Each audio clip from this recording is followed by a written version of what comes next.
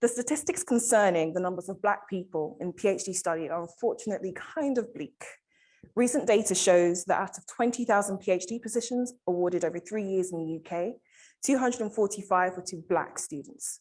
That means that just 1% of PhD students were of Black or mixed Black heritage.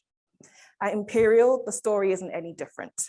At the college, out of 10,000 undergraduates, only 235 are Black, and this number falls significantly at PhD level.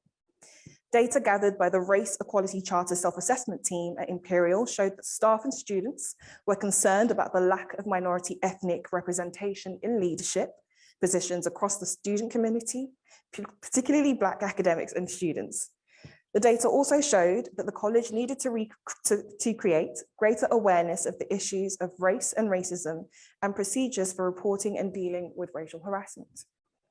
There are systems already in place at Imperial aimed at creating a safe space for Black people. For example, for staff, there's courses like the Impact Development Programme. There's also incredible networks such as Imperial as One that works to support and promote an inclusive workplace culture of respect.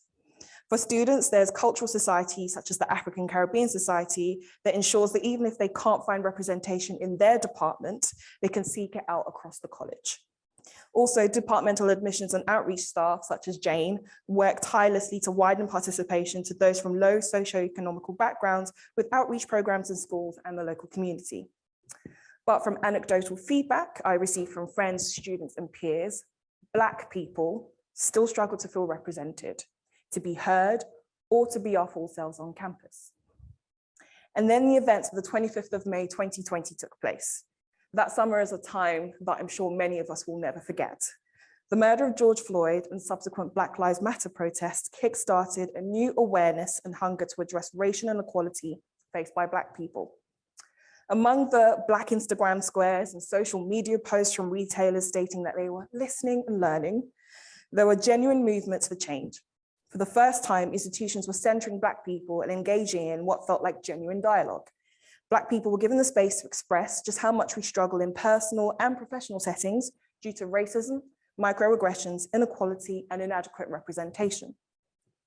Here in bioengineering, efforts are being made to better the Black student experience.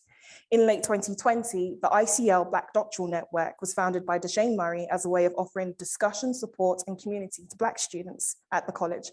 And we'll hear more about the network from Andrea later. The incomparable Dr. Pari Hashemi and I often discussed our experiences as women of color out in the world and in the department. Being a minority in the UK is difficult, but working and studying at a place like Imperial can heighten that feeling of being an other. We wanted to not only increase the numbers of Black students and researchers in the department, we wanted them to feel supported and cared for in ways that we hadn't always experienced. I especially want Black people to feel that they deserve to be here, that they aren't just a quota filler or a diversity hire. Several discussions were had by the department's Equality and Departmental Culture Committee, a group made of academic, professional, and technical staff, students, and external representatives in EDI roles across the college. Our aim was to find ways to successfully carry out the action points sent to the department by Professor Bull, our head of department, in a touching email where he confirmed his support for BME students after the Black Lives Matter protests.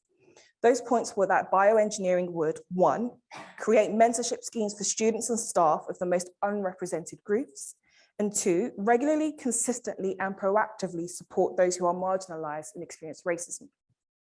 It was decided that as part of our strategy, a scholarship scheme would be created. So Pari, Dr. Tom Aldridge, and I became members of a working group. We were tasked with ascertaining the level of representation that would constitute fair representation for various minority groups, figuring out the legality of a scholarship scheme that would be solely for Black people, and where in the student journey we could offer the most support. At this point, I must thank Pari and Tom for their work collecting data, research, and approaching lawyers, EDI experts, and people from other departments and institutions that have similar scholarship schemes in place. The results of their hard work and my spell checking was a 3-page proposal for a comprehensive scholarship scheme. It had a different work in progress name at the time, which we thankfully changed. You can ask me what that was later. But what has remained, thanks to the work of the very recently formed James West Scholarships Committee, no, really our first meeting was in April, and now we're here, is this framework of an incredible scholarship scheme that's being designed to not just get Black people in the door of the department, but to keep them here. A scheme supported by remarkable academics and superstar champions that will do its hardest to give Black students the tools they need to not just survive, but succeed in a research field that is still a dominantly white middle class space. We still have a way to go. I would love to see a Black person in management or high level role in the Department of Bioengineering. It would be amazing to have Black academics in the department that incoming students can look up to. But it now feels like we're taking the steps on that journey to make that vision a reality. Thank you very much.